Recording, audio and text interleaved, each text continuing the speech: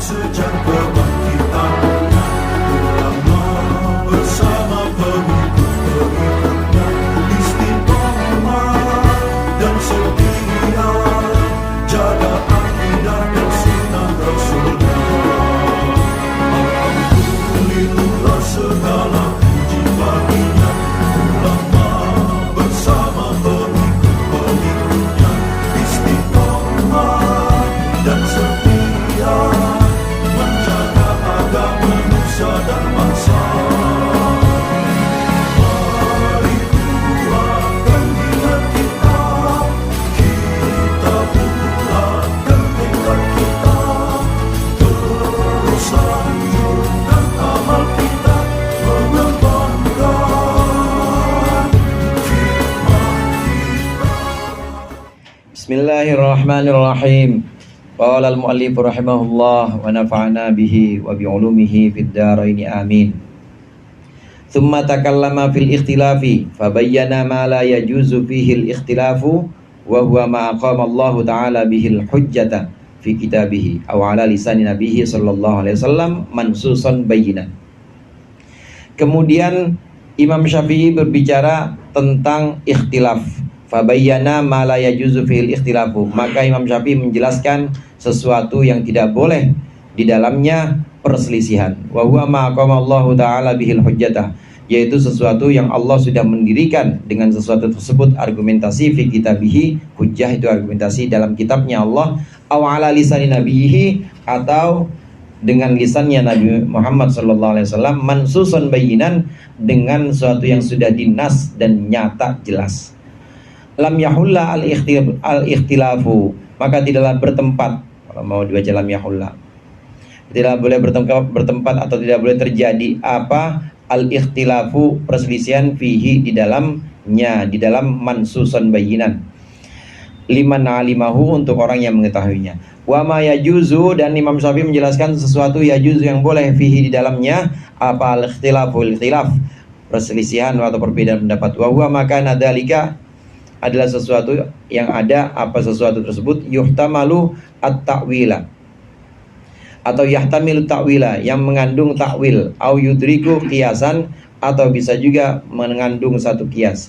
Wattaba'adzalika bil amthilati, dan Imam Syafi'i atau wa'atba'adzalika bil amthilati, Imam Syafi'i mengikut sertakan itu dengan contoh-contoh al-kathirat yang banyak, allatistambato hukmuha, allatistumbitu hukmuha, yang bisa digali hukumnya kiasan dengan kias. Wa kana lahu mukhalifuna fi qiyasim, dan ada baginya mukhalifuna, orang yang berselisih fi qiyasim, dalam kias mereka.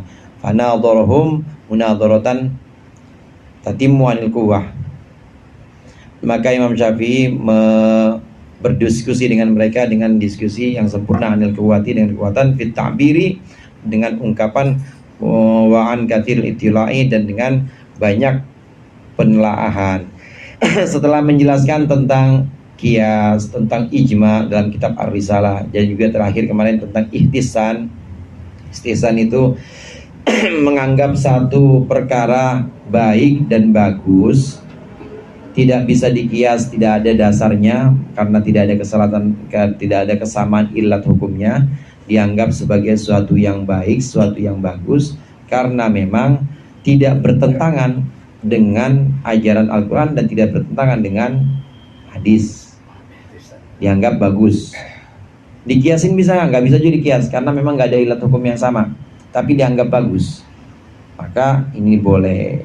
Seperti misalnya apa, istihsan itu, contoh-contoh yang diberikan Imam Syafi'i itu dalam istihsan, yang penting atau prinsipnya itu dia tidak bisa dikias, tapi dia juga tidak bertentangan dengan Al-Quran, tidak bertentangan dengan hadis, maka boleh dianggap baik, boleh dianggap bagus, dan boleh dilaksanakan. Nah, setelah berbicara tentang kias, Imam Syafi'i kemudian berbicara tentang ikhtilaf atau perbedaan pendapat. Perbedaan pendapat boleh nggak? Boleh. Tapi perbedaan pendapat dalam perkara yang memang tidak ada nasnya. Kalau perkara yang sudah ada nasnya di Al-Quran, wajib sholat, wajib zakat misalnya, iman kepada Allah, kemudian tauhid, la ilaha illallah. Ini yang sifatnya dalam Al-Quran disebutkan secara nyata, secara jelas. Mansuson itu maksudnya nasnya ada, dan Nabi Muhammad juga dalam hadisnya menyebutkan secara nas, seperti hewan-hewan yang punya taring, yang berkuku tajam. Di Al-Quran itu nggak ada, tapi Nabi menyebutkan itu haram. Itu namanya sudah mansus, sudah ada nasnya. Kalau yang sudah seperti itu, maka nggak boleh berbeda pendapat. Itu udah harus dipastikan itu dalilnya qot'i namanya. Namanya qot'iyud dalalah. Dalalahnya sudah pasti, sudah ada hukumnya, maka tidak boleh ada perbedaan pendapat. Ulama pun seperti itu, udah ijma. Ulama pun udah sepakat. Semua yang memang qot'iyud dalalah, semua yang memang redaksinya di Al-Quran memang jelas, di hadis jelas, maka sudah harus pasti hukumnya. Nah, adapun yang tidak dikandung dalam Al-Quran, tidak dikandung juga dalam hadis, maka ini jadi medan atau jadi objek ijtihad. Ulama-ulama kemudian melakukan istimbat. Istimbat itu menggali hukum dari Al-Quran, dari hadis. Pokoknya asalnya atau dasarnya itu Al-Quran, hadis. Kemudian juga dari sahabat. Pernahkah sahabat itu bersepakat? Pernahkah sahabat itu ada yang berijtihad? Nah, kalau tidak ada juga, maka dilakukan ijtihad. Ijtihad satu alim, satu ulama, satu orang alim dengan orang alim lainnya boleh berbeda dalam hal-hal yang ini, dalam hal-hal yang memang tidak ada nasnya. Maka diperbolehkan, kata Imam Syafi'i dalam kitab Ar-Risalah, boleh berbeda pendapat, itu boleh. Yang tidak boleh itu kalau beda pendapat tapi sampai bertengkar atau terpecah belah, itu nggak boleh. Wa ma tafarraqal ladzina utul kitaba illa min ba'di ma ja'athumul bayyinah. Biasanya kalau udah datang yang satu itu nggak boleh, udah datang yang pasti nas, harusnya nggak boleh berbeda pendapat. Yang sudah dinas itu apa? Ya, ajaran-ajaran pokok seperti wajibnya sholat, seperti akidah la ilaha illallah, rukun iman yang 6 itu udah dinas. Nabi Muhammad sudah menyebutkannya, maka udah nggak boleh diijtihadin lagi. Pendek kata hadirin, semua yang sudah disampaikan Al-Quran secara jelas, sudah disampaikan oleh Rasulullah, wajibnya, haramnya, itu udah nggak boleh diijtihadin lagi. Ijtihad, pengen ijtihad apa, yang cari hukum apa? Hukumnya haji. Nah, hukumnya haji udah pasti, nggak boleh ijtihad udah. Apakah hukumnya haji itu sunnah muakkadah, apakah wajib, udah nggak usah yang begitu mah, karena udah pasti hukumnya. Pengen ijtihad, ijtihad cari hukum. Hukumnya apa? Hukumnya kawin dengan mertua misalnya gitu. Wah, itu udah nggak usah diijtihad. Emang di Al-Quran udah nggak boleh. Di Al-Quran disebutkan itu termasuk perempuan-perempuan yang memang mahram, yang memang sebab musyawarah atau sebab permantuan, sebab hubungan pernikahan, itu sudah diharamkan, nggak boleh itu. Nah, hal-hal yang sudah pasti dalam Al-Quran nggak boleh diijtihadin lagi, nggak boleh dicari lagi istimbat hukumnya. Di luar itu boleh. Nah, karena ada kebolehan untuk berijtihad, maka tentunya akan ada perbedaan pendapat. Imam Syafi'i menjelaskan dalam kitab Risalah ini, perbedaan pendapat itu boleh. Perbedaan pendapat itu diperkenankan asal jangan berpecah belah. Ada contohnya nanti di sini. Wa min hasani ma ra'aitu fi kitab Syafi'i rahimallahu annahu yuka aqwalun min man aqwalu man yunadiruhum tammatal hujjati. Sebagian dari perkara yang aku lihat dalam kitab Syafi'i ini, bahwa Imam Syafi'i menceritakan pendapatnya orang yang berdiskusi dengannya tammatal hujjati, dengan hujjah yang sempurna. Wa dihatal burhani, dengan bukti yang nyata. Wa yufassilu kullama yumkinu ayyakuna lahum min quwwatin. Kemudian Imam Syafi'i merinci segala sesuatu yang memang mungkin untuk mereka berupa kekuatan argumentasi. Tsumma yukarriru, kemudian mengulang-ulang ala adillatihim, atas dalil mereka. Walaisa adallu ala dalika, dan tidak ada yang lebih menjadi dalil kuat mimma katabahu fil ihtijaj bi sunnati lahu, dari sesuatu yang dituliskan oleh Imam Syafi'i dalam berhujahnya bisunnati lahu, dengan sunnah baginya, wali khusumihi, dan bagi musuh-musuhnya. Pokoknya Imam Syafi'i tetap menggunakan sunnah, Al-Quran kemudian sunnah. Ma'anni ra'aitu fi ma kataba ba'dul mutakhirin, padahal aku tahu sebagian yang dituliskan oleh ulama-ulama mutakhir inda dzikril ihtijaj sunnah, ketika menyebutkan hujjah dengan hadis dengan sunnah, annahu lam yazid ala qaulihi, paling mereka hanya mengucapkan, maksudnya dia tidak tambah, wa ya daruriyatud diniyatun, ini adalah sesuatu yang daruriyah, sesuatu yang sifatnya harus dari sononya begitu. Fama a'dhamal farqa bainal ma'lamaini, alangkah bedanya, alangkah besar perbedaan antara dua tonggak atau dua ujung ini.